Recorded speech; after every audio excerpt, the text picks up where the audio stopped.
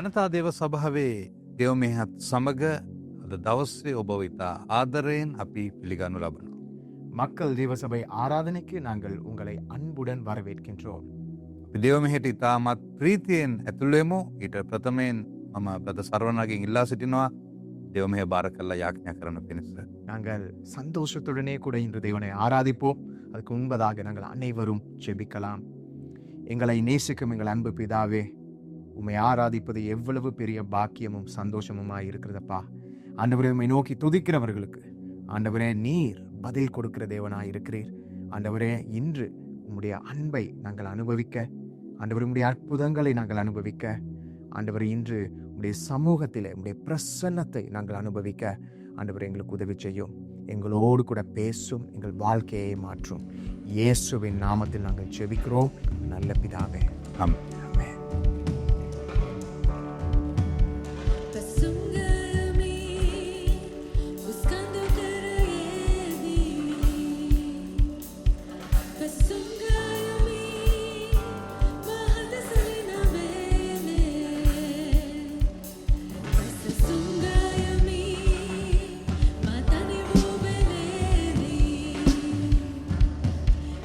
Sungai mi, masa tu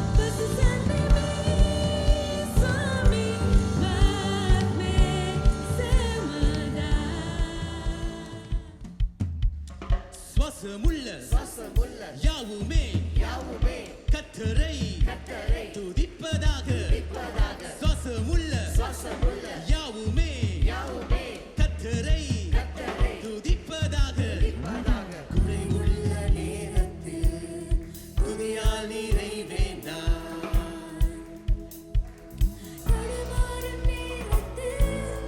தளராமல் துதிப்பேனா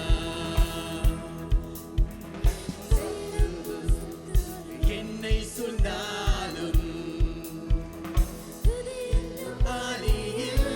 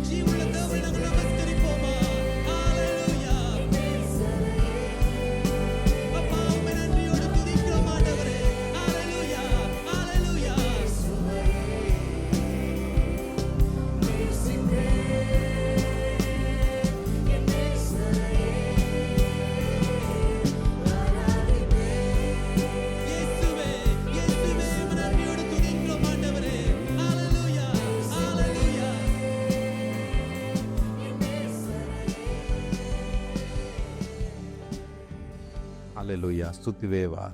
ප්‍රශංසා වේවා. මහිමය වේවා දේවි ස්වාමීනි. ඔබට ස්තුති වේවා. හාලෙලුයා. හොඳයි, මේ මොහොතේ අපි ඔබගේ ඉල්ලීම් සඳහා යාඥා කරන්න යනවා. நாங்கள் இப்பொழுது உங்களுடைய தேவைகளுக்காக நாங்கள் ஜெபிக்க போகின்றோம். ඔබ යම් අමාරු කාල පරිච්ඡේදයක නම් යන්නේ, ඔබ අමාරු අත්දැකීම් තුලින් නම් ගමන් කරන්නේ, අද දවසේ දෙවියන් වහන්සේ ඔබට බලාපොරොත්තුවක් ගෙන දෙන්න යනවා. நீங்கள் ஒரு எதிர்பார்ப்பற்ற சூழ்நிலையில் இருப்பீர்களானால், நீங்கள் ஒரு கடினமான ஒரு சூழ்நிலையில் கடந்து செல்வீர்களானால், இன்று தேவன் உங்களுடைய வாழ்க்கையிலே ஒரு அற்புதத்தை செய்ய போகின்றார். ඔබ යන වාතාවරණය කුමක් වුණත් උන්වහන්සේට පුළුවන් ඒ தত্ত্বය වෙනස් කරලා ඔබට ආශිර්වාද කරන්න. நீங்கள் இன்று செல்லக்கூடிய சூழ்நிலை எதுவாக இருந்தாலும் தேவனால் முடியும் அந்த சூழ்நிலையை மாற்றி உங்களுக்கு ஒரு புதிய எதிர்பார்ப்பை தருவதற்கு.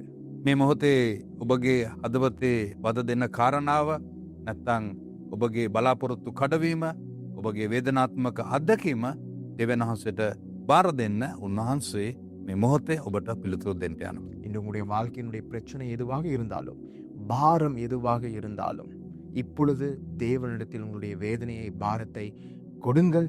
தேவன் அதை எடுத்துக்கொண்டு உங்களுக்கு சந்தோஷத்தையும் உங்களுக்கு வெற்றியையும் எதிர்பார்ப்பையும் தருவார். අපි ආඥා කරමු. நாங்கள் ஜெபிக்கலாம். මහෝත්තම ජීවමාන දෙවි ස්වාමිනී, ඔබ වහන්සේගේ දුවා දරුවන්ව අද දවසේ ඔබට බාර කරනවා.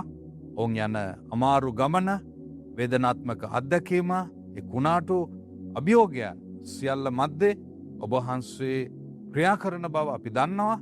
ස්වාමිනී, ඔවුන්ගේ ප්‍රශ්නයට, ඔවුන්ගේ ගැටලුවට ඔබ වහන්සේගේ දිව්‍යමය විසඳුම නිදහස් කරන්නට කියලා අපි ඉල්ලනවා. දෙවි ස්වාමිනී, ඔවුන් යන ඒ වාතාවරණය වෙනස් කරලා ඔබ වහන්සේගේ පුදුම සමාදානයත් ආශිර්වාදයත් ඔවුන්ට නිදහස් කරන්නට, ඒ වගේම ඔබගේ දිව්‍යමය සුවය ඔවුන් කෙරෙහි ගලා එවුව මැනව.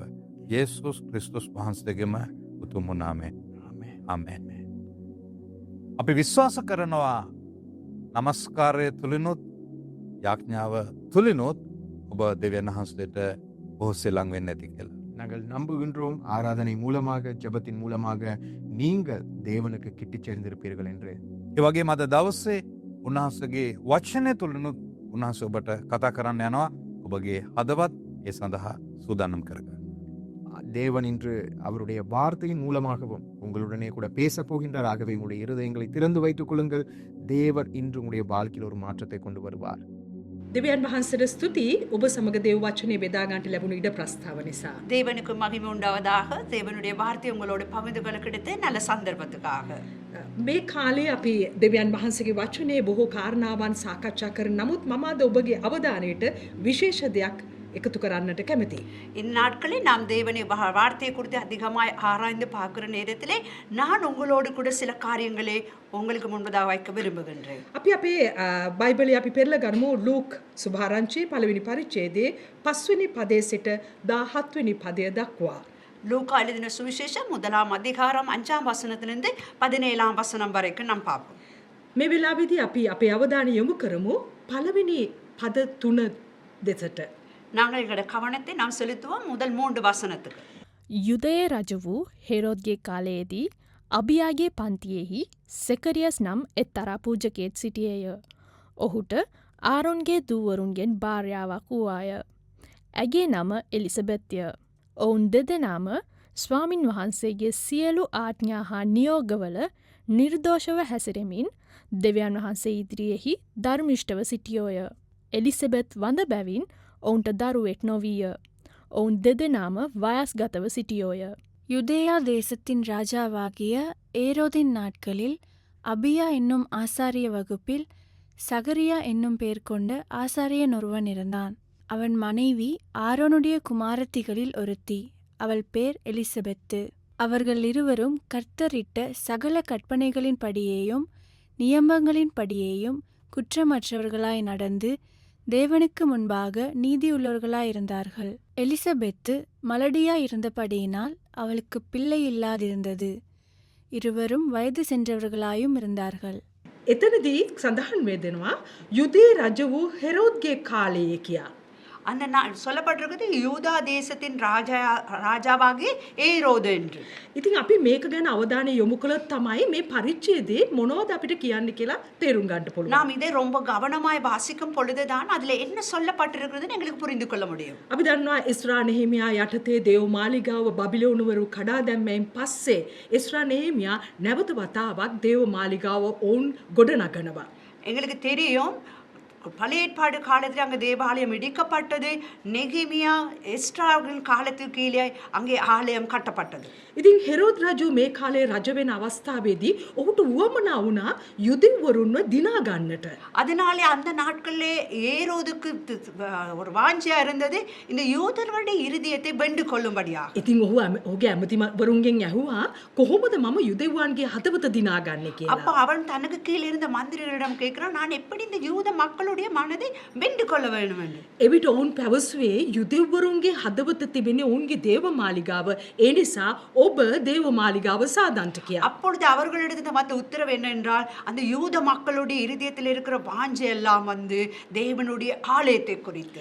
ඉතින් මේ දේව මාලිගාව ඔහු ලංකාවේ අද වර්තමාන මුදලි වටිනාකමකොත් කෝටි 2000ක් පමණ මුදලක් වියදම් කරලා අක්කර 35ක් පුරා තිබුණු ඒ දේව මාලිගාව ඉතාමත් බලවත් අලංකාර මණ්ඩපවලින් පිරුණු අලංකාර දේව ගෘහයක් ඔහු සෑදුවා. நாம் இலங்கையின் பணத்தின் மதிப்பின்படி 20 கோடிக்கு மேற்பட்ட பணத்தை செலவழித்து 35 ஏக்கருக்குள்ளே அடங்கினதான அந்த ஆலயத்தை பலவிதமான அறைகள் பல அறைகளை கொண்டு இந்த ஆலயம் கட்டப்பட்டது. යොහන් 2:20 කියනවා අවුරුදු 46ක් ගියාලු ඔහුට මේ දේව මාලිගාව හදන්න. நாங்கள் யோவான் புத்தகத்திலே பார்க்கின்றோம் இந்த ஆலயத்தை கட்டுவதற்கு 46 ஆண்டுகள் சென்றதாக. සාමාන්‍යයෙන් මිනිසෙක් අවුරුද්දකින් ගයක් හදලා අවුරුදු 46ක් ජීවත් වෙන එක සාමාන්‍ය දෙයක්. නමුත් හිතලා බලන්න කොයිතරම් ප්‍රබල දේව මාලිකාවක්ද ඔහු හැදුවේ යුදෙව්වන්ගේ හිත දිනා ගන්න පිණිස. சாதாரணமா ஒரு மனிதன் ஒரு வருடத்துக்கு ஒரு வீட்டை கட்டி 46 ஆண்டுகள் வாழ்வது ஒரு இயற்கையான சம்பவம். ஆனால் இவன் பாருங்க 46 ஆண்டுகள் இந்த ஆலயத்தை கட்டுவதற்காக அதிகமான ஒரு பிரயாசத்தை செலுத்தினதை நாம் காணக்கூடியதா இருக்கிறது. ඉතින් දැන් මේ දේව මාලිගාවේ විශේෂ දවසක් මේ පාස්කු මංගල්‍යයට ඉතාමත් විශේෂයි. මුළු විශ්වයේම විසිරීලා ඉන්න හැම යුදෙව්වෙක්ම මේ දේව මාලිගාවට එනවා පූජාවල් ඔප්පු කරන්නට. அப்ப எங்களுக்கு என்ன தெரியுது என்றால் இந்த யூதர்கள் சிதறி இருக்கிற யூதர்கள் எல்லாரும் ஒரு நாளைக்கு வருவார்கள். அந்த பாஸ்கு பண்டிகை நாட்களிலே சிதறி இருக்கிற எல்லா யூதர்களும் அவ்விடத்துக்கு வருவார்கள். ඊළඟ ඒ පදේම කියනවා අබියාගේ පූජක පන්තියේ සෙකරියස් නම් එක්තරා පූජකයෙක් සිටියේ කියලා. நாங்க பார்க்கிறோம் ஏரோது நாட்களில் அபியா என்னும் ஆசாரியனுடைய வகுப்பிலே சகரியா என்று பெயர் கொண்ட ஒரு ஆசாரியன் இருந்ததாக. දැන් අපි මේ පදයක් ටිකක් තේරුම් ගන්න අවශ්‍යයි. நாம் இதை கொஞ்சம் புரிந்து கொள்ள வேண்டியது அவசியமா இருக்கு. අපි බැලුවොත් එහෙම 1 24 වෙනි පරිච්ඡේදයේ මේ පූජකවරුන් පන්තිවලට වෙන් කරලා තිබෙන එක අපිට බලන්නට පුළුවන්. 1 நாளாகமம் 24ஆம் அதிகாரத்திலே நாம் பார்க்கின்றோம் ஆசாரியர் வகுப்புகளை குறித்து ஒரு பிரிவு இருக்கிறதை நாம் பார்க்கக்கூடியதா இருக்கு. ඉතින් ඒ විදිහට බෙදිලා පූජකවරු 24000ක් සිටිනවා. ඇයි දන්නවද? අද අපේ ලංකාවේ සභාවල් වල පූජකවරු එච්චර නැහැ. නමුත් ඒ කාලේ එච්චර පූජකවරුන් හිටියා. හැබැයි හැමෝම ඔවුන්ගේ පන්තිවලට අනුව බෙදුනා වූ නායක පූජකවරයන්ගේ පන්තිවලට අනුව ඔවුන්ට සබත් දවසක් ඒ කියන්නේ සතියක් කාලයක් දෙනවා. ඔවුන්ට සේවය කරන්න ඔවුන් ඊට පස්සේ නිවාඩු ගන්නවා. ඊළඟ පූජක කණ්ඩායම තමයි සේවය ඉදිරියට අරන් යන්නේ. இப்பொழுது நாம் பார்க்கின்றோம் அங்கு 1 நாளாகமம் 24ஆம் அதிகாரத்தின் படி அங்கு 24000 ஆசாரியர்கள் இருந்தார்கள். அதனாலே இன்றைக்கு இலங்கையில் அவ்வளவு பெரிய போதகர்மார் இருக்க மாட்டார்கள். ஆனால் அந்த நாட்களில் 24000 ஆசாரியர்கள் இருந்தார்கள். அதனாலே அவர்களுக்கு பழி செலுத்துவதற்கு ஒரு வாரம் குறிதா இருக்கிறது. அதனாலே அவர்களை தேர்வு செய்வதற்கு அவர்கள் சீட்டை பயன்படுத்தினார்கள். දැන් මුළු ඊශ්‍රායල් සෙනගම මහත් ප්‍රීතියකින් ඉන්නවා. ඇයි දෙවියන් වහන්සේගේ පොරොන්දු ඉෂ්ට වුණා. උන්වහන්සේ කව පළවෙනි මාලිගාවට වඩා දෙවෙනි මාලිගාවේ මහිමේ ඉතා විශාලයි කියලා. ඉතින් ඔවුන් ඉතා ආසාවෙන් දේව මාලිගාව අභියස බලාගෙන සිටිනවා පූජාවන් ඔප්පු කරන්නට. நாம் பார்க்கின்ற வேதத்திலே முந்தின ஆலயத்தை பார்க்கலாம் பிந்தின ஆலயத்தில் மகிமை அதிகமாக இருக்கு. அதனால இந்த இஸ்ரவேல் ஜனங்கள் அதிக வாஞ்சோடு தாகத்தோடு எதிர்பார்ப்போடு கூட அந்த ஆலயத்துக்கு செல்வது. ඉතින් දැන් මේ සෙකරියස් සූදානම් සූදානමින් ඉන්නවා මේ පූජාවන් ඔප්පු කරන්න ඔහුගේ වෙලාව එනකං බලාගෙන සිටිනවා. அதனாலே இந்த செகரியார் தன்னுடைய நேரத்தின்படி காலத்துக்கு அந்த ஊழியத்தை செய்வதற்கு தன்னை ஆயத்தப்படுத்தி கொண்டிருந்தார். right. ඊළඟට කියනවා ඔහුට ආරෝන්ගේ දුවරුන්ගේ භාර්යාවක් වුණා ඌ අය කියලා. இந்த இடத்துல சொல்லப்பட்டிருக்கிறது அவன் மனைவி வந்து ஒரு ஆரோனின் குமாரத்தியாக இருந்தாள். සාමාන්‍යයෙන් ඊශ්‍රායල්හි ගෝත්‍ර තුල තමයි ඒ කියන්නේ බෙන්ජමින් ගෝත්‍රයෙන් තමයි විවාහ වෙන්නේ. නමුත් පූජකවරුන්ට ලෙවිවරුන්ට ඉඩ ප්‍රස්තාවක් දෙනවා ගෝත්‍ර 12 ඕන කෙනෙක් එක්ක විවාහ වෙන්න. හැබැයි මේ සෙකරියස් ඉතා විශේෂයි. ඔහු තෝරගත්තේ ඔහුගේම ගෝත්‍රයක දරුවෙක් දියණියක් එක්ක විවාහ වෙන්න. இப்போ நாங்கள் காண்றோம் பெஞ்சமின் கோத்திரம்னா பெஞ்சமின் கோத்திரத்தை சேர்ந்தவர்களை தான் திருமணம் முடிக்கணும். ஆசிரியர்களுக்கு அப்படி அல்ல. ஆனால் லேவி கோத்திரத்துடையவர்கள் யாரையும் திருமணம் செய்யலாம், யாருன்னா அந்த கோத்திரத்துடையவர்கள். ஆனால் செகரியா ஆரோனுடைய குமாரத்தை அங்கே தெரிவு செய்ததை நாம் காணக்கூடியதாக இருக்கிறது. හැබැයි මේ දෙන්නම ස්වාමින් වහන්සේ ඉදිරියේ මෙච්චර විශ්වාසවන්තව සිටියත් ඔවුන් වයෝවෘද්ධයි, ඔවුන්ට දරුවෙක් හිටියේ නැහැ. அவர்கள் வயதானவர்கள் ஆனால் அவர்களுக்கு குழந்தை இருக்கவில்லை. සමහරට ඔබ හිතනවා ඇති මමත් දෙවියන් වහන්සේ ඉස්සරහා විශ්වාසවන්තයි, අවංකයි, ගරු කටයුතු ලෙස ඉන්නවා. නමුත් ඇයි මගේ සමහර කාරණාවන් තාම ඉෂ්ට වුණේ නැත්තේ කියලා. நீங்க நினைக்கலாம் நான் தேவனை நேசிக்கிறேன், அவரை ஆராதிக்கிறேன், இன்னும் என்ற வேண்டுதல்கள் கேட்கப்படவில்லைன்னு கூட நீங்க நினைக்கலாம்.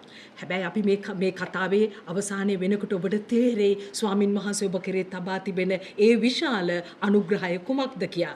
நீங்கள் இந்த செய்தியை கேட்டு அதன் நிறைவிலே நீங்கள் காண போறீர்கள் தேவன் எத்தனை மகத்துவமாய் செயல்படுகிறார் என்று. අපි තව ටිකක් ඉදිරියට යනකොට අපි දකිනවා ඔවුන් දෙන්නම ස්වාමින් වහන්සේගේ සියලු ආඥා, සියලු නියෝගවල උන්වහන්සේ ඉදිරියේ නිර්දෝෂව හැසිරෙමින් සිටියයි කියා. அவர்கள் இருவரும் கர்த்தருடைய சகல கற்பனைகளிலும் பிரமாணங்களிலும் ஒரு குற்றமற்றவர்களாய் தேவனுக்கு முன்பதாக உண்மை உள்ளவர்களாய் இருந்தார்கள். ඔබ දන්නවද දේව වචනේ ආඥාවන් තිබෙනවා 613ක්. ඕනේ 613ම හරියට ඉෂ්ට කළා. அந்த பிரமாணம் வந்து 613 இருக்கிறது. அவர்கள் எல்லாவற்றையும் நிறைவு செய்த குடும்பமாய் காணப்பட்டார். ඒ වගේම මනුෂ්‍ය නියෝග තිබුණා. දෙපාරක් නාන්න ඕනේ මේ වගේ කියලා නීති තිබුණා පූජකවරුන්ට. ඕන් දෙදෙනා ඒ 4000ම අකුරට ඉෂ්ට කළා. அங்கே சட்டங்கள் இருந்தது, ஒரு நாளைக்கு 2 தினம் குளிக்க வேணும். இப்படியான பாரம்பரிய காரியங்களை கூட அவர்கள் செய்தார்கள். ඔවුන් දෙදෙනාම වයෝවෘද්ධව සිටියා. ඒ වගේම ඔවුන් වඳව සිටියයි කියලා වචනේ කියනවා. அவர்கள் வயது சென்றவர்களாக இருந்தார்கள், அவர் மலடியா இருந்தால் என்று சொல்லப்பட்டிருக்கிறது. හැබැයි මේ විශේෂ දවසේ இந்த ஒரு விசேஷமான இந்த நாளிலே දැන් සෙකරියස්ට හරි ආඩම්බරයි ඔහුට ස්වාමින් වහන්සේගේ අභිමුඛත්වයේ පූජාවන් ඔප්පු කරන්නට වරප්‍රසාදය ලැබීම ගැන. அவனுக்கு ஒரு அதிகமான ஒரு சந்தோஷம், ஒரு பெருமையா இருந்தது தேவனுடைய சமூகத்தில் போயிட்டு அந்த ஊழியத்தை செய்வதற்கு. ඒත් ඔහුගේ හදවතේ ලොකු වේදනාවක් තිබුණා. ඔහුගෙන් පස්සේ කවුද මේ පූජකත්වයේ ඉන්ට යන්නේ කියලා. ஆனால் அந்த ஆள் மனதிலே ஒரு துக்கம் இருந்தது. எனக்கு பின்பதாக இதை யார் செய்வார்கள் என்று. දැන් මේ පූජකවරුන් සූදානම් වීමට අවශ්‍ය කාරණා බොහොමයක් තිබෙනවා. இந்த ஆசாரியர்கள் ஆயத்தமாகுவதற்கு அநேக காரியங்கள் இருக்கிறது. දැන් මේ පූජක පන්තිය තෝරගත්ත සෙකරියස්ගේ පූජක කණ්ඩායම ඔවුන් උදෑසන 3ට නැගිටලා, ඒ කියන්නේ උදෑසන 3ට දේවමාලිගාවට එන්න තව විනාඩි කිහිපයක් කලින් නැගිටින්න ඕනේ.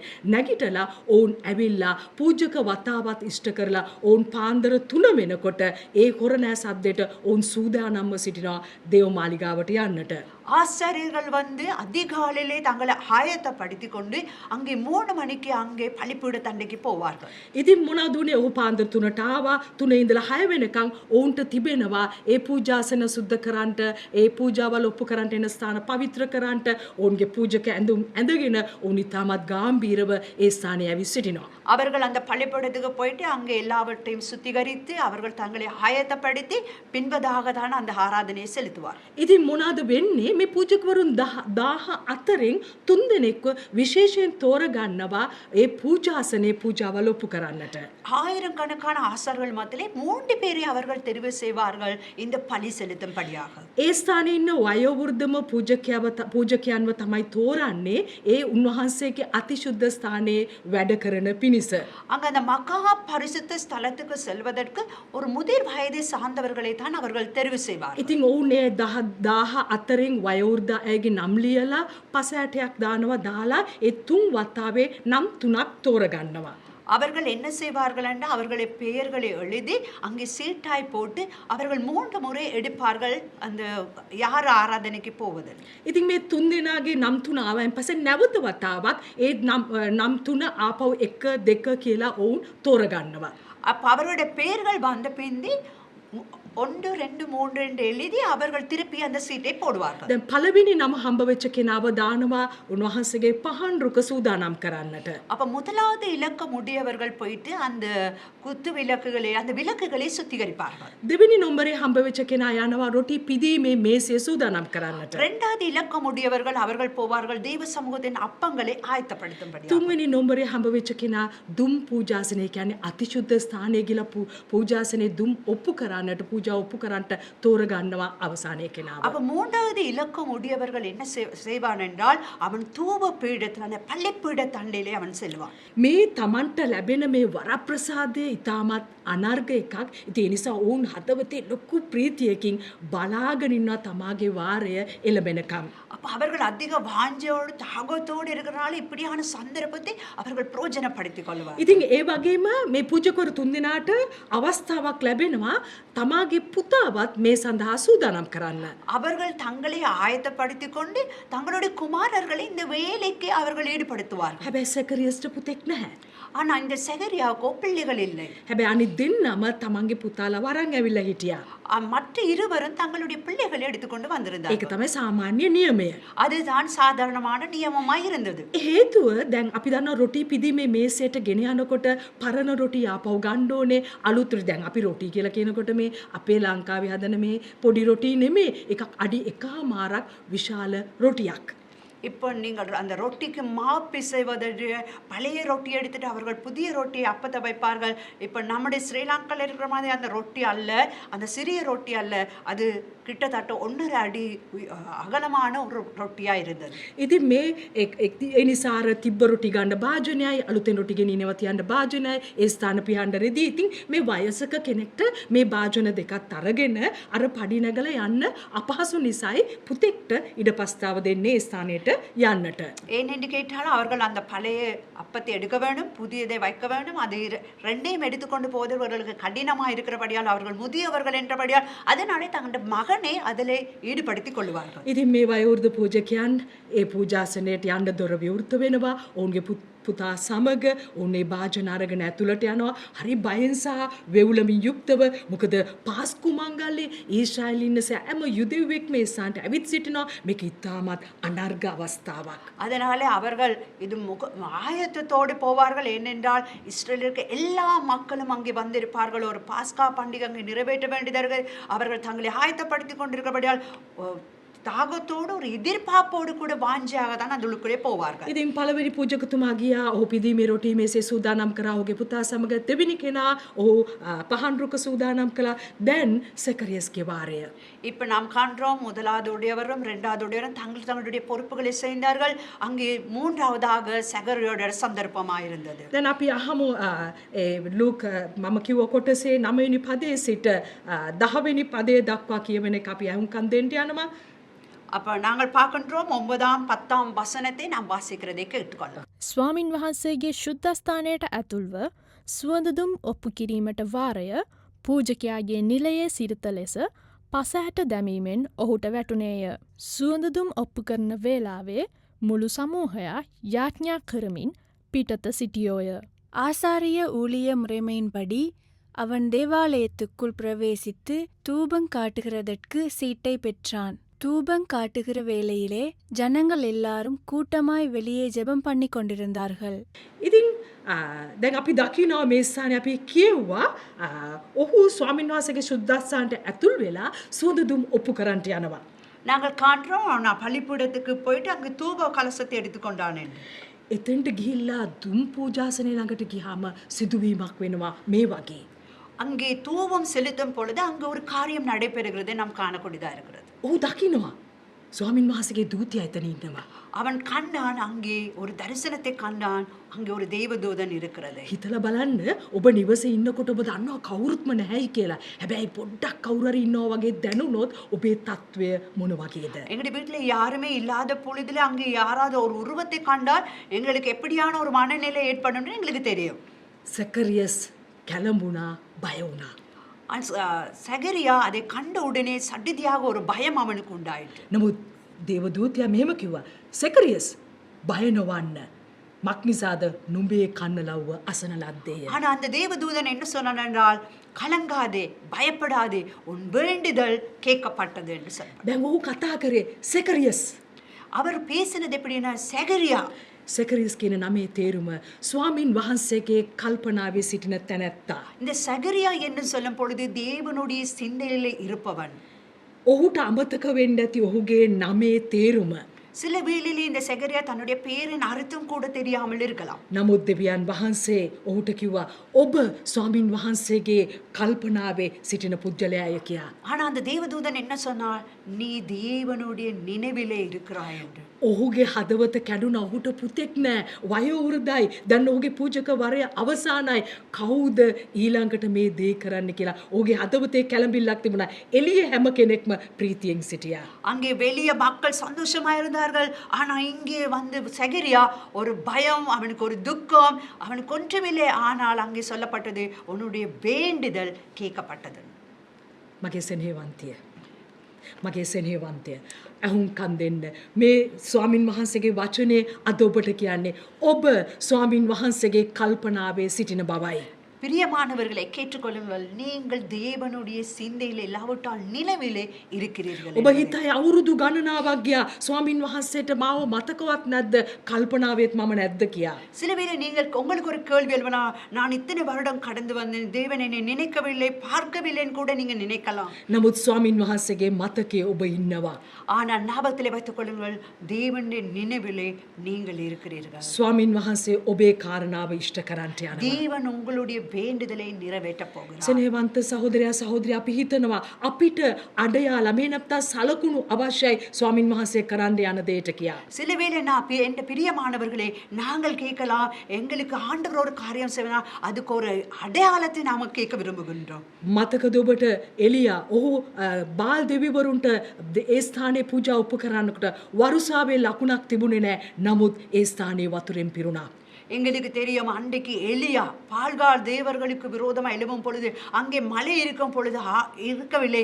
ஆனாலும் அங்கே தண்ணீர் வந்ததை நாம் காணக்கூடியதாக இருந்தது. ඒකයි මගේ සෙනෙහවන්තය, අඩයාලම් ලකුණු මොනවත් අවශ්‍ය නැහැ ස්වාමින් වහන්සේට ඔබේ ජීවිතේ ක්‍රියා කරන්න. எங்களுக்கு ஒரு அடையாளம் காரியங்களோ தேவையில்லை. பிரியமானவர்களே, தேவன் எங்களுக்கு அற்புதம் செய்ய வல்லவராயிருக்கிறார். ඒ වගේ මේ ස්ථානයේ අපි ඉදිරියට කියවනකොට දකිනවා නුඹේ භාර්යාව එලිසබෙත් නුඹ නිසා පුත්‍රයෙකු වදන්නේය. அப்பொழுது நாம் காணக்கூடியதாக இருக்கிறது, அந்த தேவதூதன் சொல்றான், உனக்காக அந்த எலிசபெத் அங்கே கர்ப்பவதியாக இருக்கிறாள். ඉතින් ඔබ හිතන්න මේ කාන්තාව ඔහු ඇයට දරුවෙක් පිළිසඳ ගන්න තියෙන වයසත් පහු වෙලා හැම අවස්ථාවක් මහිමි වෙච්ච කෙනෙක්. නමුත් දේවදූතයා කිව්වා ඈ පුත්‍රයෙක් වදන්න යන්නීය කියලා. இங்கே பார்க்கின்றோம், அவங்களுக்கு எதுவுமே இருக்கவில்லை. ஆனால் அங்கே தேவதூதன் சொல்றான், நீ ஒரு குமாரனை பெறுவாய். එලිසබෙත් කියන නමේ තේරුම දෙවිතුන්ගේ පොරොන්දුව. இந்த எலிசபெத் என்று சொல்லும் பொழுது தேவனுடைய பொருத்தனை என்று சொல்லப்பட்டது. ඉතින් ස්වාමින් වහන්සේ ඇයට ඒ දරුවෙක් දීලා ආශිර්වාද කරන්න උන්වහන්සේ විශ්වාසවන්තව සිටියා. அவருக்கு ஒரு குழந்தையை கொடுத்து தேவன் ஆசீர்வதிக்க வல்லமை உள்ளவராயிருந்தார். අපි දකිනවා ඉන් පස්සේ ඔහු ඒ පූජාව ඔප්පු කරලා එළියට එනවා. මිනිස්සු කලබල වුණා. සැකරියස් ඇතුළට ගියා. කිසි සද්දයක් නැහැ. මොනවද වෙන්නේ? හුඟක් අය එළිය ඉඳන් කියන්න ඇති. සැකරියස් ඔය ඔක්කොම කෙරුවට මොන හරි පාපයක් තියෙනද? සෙනෙවන්ත සමහර අය අපි ගැනත් ඔහොම තමයි හිතන්නේ. சில மக்கள் வந்து அங்கே ஆர்ப்பரித்துக் கொண்டிருந்தார்கள். அங்கே சகரியா வருவதற்கு காலதாமதமாக இருந்தனால அவர்கள் நினைக்கலாம், இவன் அங்கே ஆசாரியனா இருக்கிறான், அங்கே பலி செலுத்துகிறான், ஆனால் அவன் வாழ்க்கையில் ஏதாவது ஒன்று இருக்கணும், அதை தான் இவ்வளவு தாமதம் என்று அவர்கள் நினைத்திருக்கலாம். නමුත් මනුෂ්‍යයෝ මොන දේ කිව්වත් ස්වාමින් වහන්සේ ඔබව හඳුනනවා නම්, ස්වාමින් වහන්සේගේ මතකයේ ඔබ ඉන්නවා නම් ඔබට කවදාකවත් ස්වාමින් වහන්සේ නැහැ කියා අත අකුල ගන්නේ නැහැ. பிரியமானவர்களே, யார் எங்களை பற்றி எதை சொன்னாலும் பிரச்சனை இல்லை. தேவன் அவருடைய நினைவிலே நீங்கள் இருக்கிறீர்கள். ஒரு நாளும் அவர் உங்களை மறப்பதும் உங்களை கைவிடுவதும் இல்லை. ඔහු එලියට ආව නමුත් ඔහුට කතා කරගන්න බැහැ.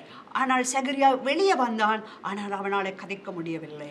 නමුත් ඔහුට දෙවියන් වහන්සේගේ ලකුණු අඩයාලම් සහිතව පුතෙක් ලැබුණා. ඔහුගේ නම යොහාන්. எங்களுக்கு தெரியும், தேவன் சொன்னது போல ஒரு அடையாளமாக ஒரு குழந்தையை பெற்றான். அவனுடைய பெயர் யோவானா இருந்தான். ඔහුගේ නමේ තේරුම දෙවිඳුන්ගේ කරුණාවෙන් දෙන ලද තැනැත්තා. அதிலே அவனுடைய பெயரில் அழுது தேவனுடைய கிருபையை பெற்றவன் என்று. ඉතින් ඔවුන්ට යොහාන් කියලා පුත්‍රයෙක් ඉපදුනා. යොහාන්ගේ නම තමයි ස්වාමින් වහන්සේගේ කරුණාවෙන් දෙන ලද තැනැත්තා කියලා අපි දැනගත්තා. நாங்கள் காண்கிறோம், அவனுக்கு யோவான் என்ற குழந்தை பிறந்தது. அந்த யோவான் என்று சொல்லும் பொழுது தேவனுடைய கிருபை என்று சொல்லப்பட்டிருக்கிறது. දැන් මෙතන විශේෂ දේ තමයි ඔවුන් කාලාන්තරයක් බලාගෙන සිටපු තමාගේ පුතා ගැන වෙන කොහෙන්වත් සාක්ෂියක් ආවේ නැහැ. ස්වර්ගයෙන් සාක්ෂියක් ආවා. அந்த குழந்தை குறித்தான சாட்சி அங்கே வெளிப்புறங்களிலிருந்து வரவில்லை, பரலோகத்திலிருந்து வந்தது. කෙනෙක් ජීවත් වෙලා ඉන්නකොට ඒ ජීවිත කාලයට ලැබෙන සාක්ෂිය වෙනයි. කෙනෙක් ඉපදෙන්න කලින්ම ඔහු කවුද කියලා දැනගන්න ලැබෙන එක පුදුම දෙයක්. அங்கே மறைத்த பிந்தி வருகிற செய்தியை விட அங்கே பிறக்குவதற்கு முன்பதாக பரத்திலிருந்து வருகிற செய்தியே முக்கியமானதா இருக்கிறது. දෙවියන් වහන්සේ ඉදිරියේ අපි දකිනවා ඔහුගේ උපත ගැන ඔවුන් දෙදෙනා ප්‍රීති වුණා විතරක් නෙමේ මුළු හැමෝම ප්‍රීතිමත් වෙනවා කියලා වචනේ කියනවා. அவர்கள் சந்தோஷம் அடைந்தது மட்டுமல்ல, அந்த அந்த சந்தோஷம் மற்றவர்களுக்கும் உண்டானது என்று சொல்லப்பட்டிருக்கிறது. ඒ වගේම ඔහු ගැන කියන සාක්ෂිය මෙහෙම කියනවා. මුද්‍රික පානේවත් මද්‍යපානේවත් ඔහු නොබොන්නේය.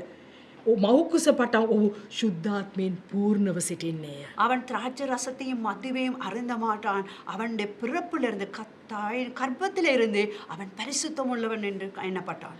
ශුද්ධාත්මයෙන් පූර්ණ වුණා කියලා කියනකොට මොන භාග්‍යයක්ද දරුවෙක්ගේ ජීවිතේ පටන් ගැනීමේ සිට. அங்கே பரிசுத்த ஆவினாலே நிரப்பப்பட்டவனாக ஒரு குழந்தையோட வாழ்க்கையில் எத்தனை பெரிய பாக்கியமாய் இருக்கிறது. ඉතින් ඒ විතරක් නෙමේ, මොහු තමයි යේසුස් වහන්සේගේ පෙරමග දූතයා වුණේ.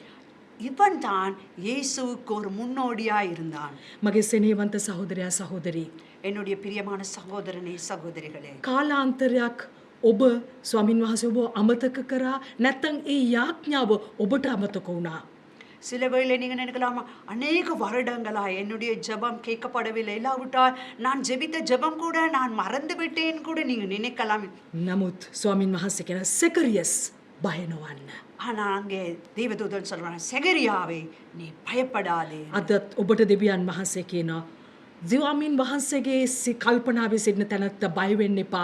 ඔබේ යාඥාවට පිළිතුරු තිබෙන්න යනවා. தேவனுடைய சிந்தனையில் இருக்கிற மனுஷனே நீ பயப்படாதே, நிச்சயமாய் உன்னுடைய வேண்டுதல் நிறைவேறும். ඒ පිළිතුර ඇවිල්ලා ඔබව ප්‍රීති කරන එකක් නෙමෙයි, මුළු හැම කෙනෙක්ම මේ ප්‍රවෘත්ති අසන හැම කෙනෙක්ම ප්‍රීතිමත් වෙන්න යනවා, ආශිර්වාදයක් වෙන්න உங்களுக்கு යනවා. மட்டும் இந்த சந்தோஷம் அல்ல, இந்த செய்தி கேட்கிற யாவருக்கும் இந்த சந்தோஷம் உண்டாக போகின்றது. ඒ නිසා ඔබ මෙතෙක්කල් ප්‍රමාද වුණායයි කියා හිතන කාරණාව තුළ ස්වාමින් වහන්සේගේ ඉමහත් වූ මහිමය ඔබ දකින්නට යනවා. இவ்வளவு நாளும் காலம் தாமதமான இந்த காரியம் தேவன் பெரிய மகிமைக்கு உண்டாகும்படியாக செய்ய ඒ போகின்றார். නිසා ඔබට විතරක් දෙයක් කරන්න ඕනේ නම් ස්වාමින් වහන්සේ එහෙනම් මේ වෙනකොට ඒ දේ කරලා හමාරයි. தேவன் உங்களுக்கு மட்டும் செய்ய வேண்டுமானால் இவருடைய நேரத்தில் சேர்ந்திருப்பார். නමුත් දෙවියන් වහන්සේට අවශ්‍ය වෙන්නේ ඔබට විතරක් නෙමෙයි, ඔබ වටපිටාවේ ඉන්න අයටත් මේ පණිවිඩය තුලින් ක්‍රිස්තුස් වහන්සේ ජීවමානයි කියන පණිවිඩය යන්නටයි. அது உங்களுக்கு மட்டும் ஆசீர்வாதத்தை கொண்டாராமல் உங்களோடு கூட இருக்கிற யாவருக்கும் இயேசு ஜீவிக்கிறார்கள், இயேசு உங்களுக்கு ஒரு காரியத்தை செய்கிறார் என்ற ஒரு தாக்கத்தை கொண்டு வரும்படியாகவே அமைந்திருக்கு. සෙකරියස්ටත් එලිසබෙත්ටත් පුතෙක් ඕනේ නම් ස්වාමීන් වහන්සේ කොච්චර දෝ කලින් දෙන්න තිබුණා. அங்கே செகரியாவுக்கும் எலிசபெத்துக்கும் ஒரு குழந்தை தேவைன்னா எப்போதோ கொடுத்திருக்க முடியும். නමුත් උන්වහන්සේ පාස්කු දිනේ එනකං මුළු යුදේ සෙනගමේසාන්ට රැස් වෙනකං ඉඳලා උන්වහන්සේ විවෘතව පොරොන්දු වුණා ස්වාමින් වහන්සේ යොහාන් කියලා පුතෙක් දෙන බවට. அங்கே நாம் காண்கின்றோம், அங்கே பாஸ்கு பண்டிகை வருகிற காலத்திலே அவர்களுக்கு தேவன் பொருத்தனை பண்ணினான், நான் உனக்கு ஒரு குமாரனை கொடுப்பேன் என்று. රහසින් ඔබගේ හඬන කඳුළු වලට ස්වාමින් වහන්සේ විපාක දෙන්න යන්නේ මුළු මනුෂ්‍ය වර්ගයාම පුදුම සහගත වෙන පිළිතුරු උන්වහන්සේ දෙන්නට විශ්වාසවන්තයි. நீங்கள் தனித்து போற அந்த பயணம் கண்ணீரின் பள்ளத்தாக்கு உங்களுடைய ஜெபத்துக்கு வெளி அரங்கமாக எல்லாரும் காணும் வண்ணமாக ஒரு மகிமை உண்டாகும் பதிலை தேவன் உங்களுக்கு கொடுப்பார். හලෙලුයා සුති වේවා ප්‍රශංසා වේවා. මහොත්තම ජීවමාන දෙවි ස්වාමිනී අපි ඔබ වහන්සේට ස්තුතිවන්ත වෙනවා ඔබගේ ජීවමාන වචනය නිසා. அன்பான தகப்பனே, உம்முடைய அற்புதமான வார்த்தைக்காக உமக்கு நாங்கள் நன்றி கூறுகின்றோம். ඔබ වහන්සේගේ දරුවන් ඒ වචනය ඇසුවා. ඒ වචනය අනුව ඔවුන්ගේ ජීවිත පරිවර්තනය කරගෙන ඒ ඇදහිල්ල තුළ ඉදිරියට ගමන් කරන්න ඔවුන්ට මඟ පෙන්වන්න. ஆண்டவரே, உம்முடைய பிள்ளைகள் உம்முடைய வார்த்தையை கேட்டார்கள். ஆண்டவரே, உம்முடைய வார்த்தையின்படி அவர்களுடைய வாழ்க்கையை மாற்றிக்கொண்டு ஆண்டவரை முன்னோக்கி பயணிக்க அவர்களுக்கு நீர் கிருபை செய்யும். ඒ වචනය තුළ තිබෙන ජීවනය ඔවුන් වෙත ගලා ගොස් ඔවුන්ගේ ජීවිත තව තවත් ආලෝකමත් කරන්න, ඒ වගේම දෙවියන් වහන්සේ බලාපොරොත්තු වෙන කෙනා බවට පත්වෙන්න ඔවුන්ට ඔබගේ මඟ පෙන්වීම නිදහස් කරන්න. ஆண்டவரே, உம்முடைய வார்த்தையில் உள்ள ஜீவனானது உடைய வாழ்க்கைக்குள்ளே ஆண்டவரை கடந்து செல்லட்டும். ஆண்டவரை, நீர் விரும்புகிற பிள்ளைகளாய், நீர் விரும்புகிற மனிதனாய், மனுஷியாய் ஆண்டவரை அவர்கள் வாழ்வதற்கு உதவி செய்யும். අපේ වහන්සේට මේ එකිනෙක කෙනා බාර කරන්නේ යේසුස් වහන්සේගේම නාමයෙන්. இயேசு கிறிஸ்துவின் நாமத்தினாலே ஒவ்வொருவரையும் நாங்கள் ஒப்புக் கொடுக்கிறோம். ආමේන්. හොඳ අපි මෙහි මොහොතේ සභාවේ දැන්වීම් කීපයකට සවන් දෙමු. நாங்கள் இப்பொழுது சபையின் சில அறிவித்தல்களுக்கு நாங்கள் செவி கொடுக்கலாம். ඔබට යම් යාඥාවක් අවශ්‍යයි නම් 077 255 255 යන දුරකථන අංකය හරහා අපගේ ජනතා දේව සභා යාඥා කණ්ඩායම අමතන්න. உங்களுக்கு ஏதேனும் ஜெப வேண்டுதல்கள் இருந்தால் 077 22 55 255 என்ற இலக்கத்தின் ஊடாக எங்கள் மக்கள் தேவ சபை ஜெப குழுவை தொடர்பு கொள்ளலாம். අපි සමග රැඳී සිටියාට ඔබට බෙහෙවින්ම ස්තුතියි. எங்களோடு கூட நீங்கள் காத்திருந்தமைக்காக உங்களுக்கு நன்றி கூறுகின்றோம்.